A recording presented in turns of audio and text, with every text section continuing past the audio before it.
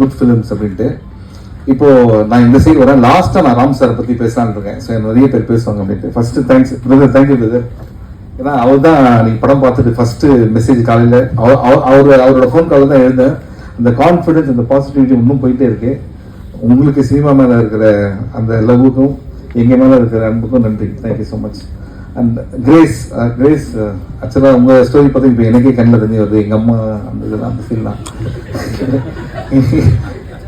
சீரியஸாக பேச அதிகமாக பார்த்துருக்கீங்க. இல்லை உண்மையிலே அவங்க ரொம்ப எமோஷன் ஆகிட்டாங்க. அண்ட் அது I can easily understand that. And you did a fantastic job.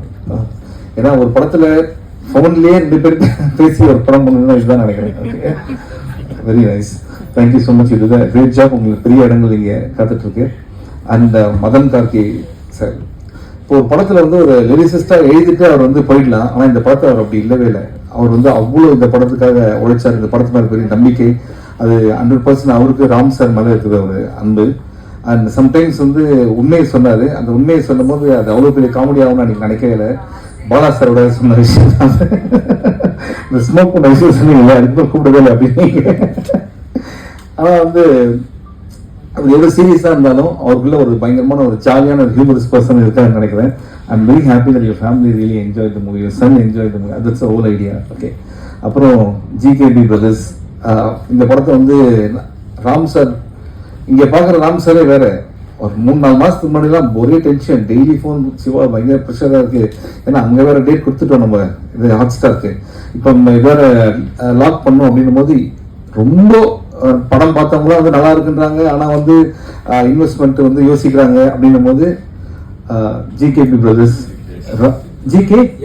GKS brothers என்னன்னா ராம் சார் மேலே வச்சு இந்த நம்பிக்கையினால தான் அவங்க உள்ளே வந்தாங்க. Please give a big hand. அவங்க இல்லைன்னா நீங்கள் கேட்டதுக்கே வந்து படம்.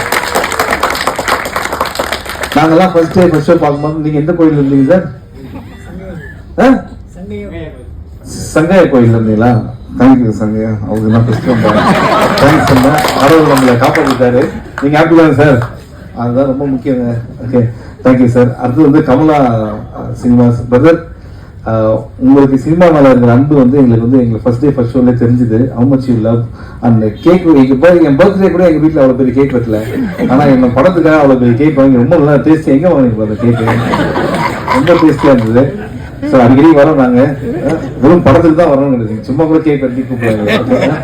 Love you brother. Thank you so much. Kamala is always special to us. Thank you. And இந்த படத்துடைய இசையமைப்பாளர்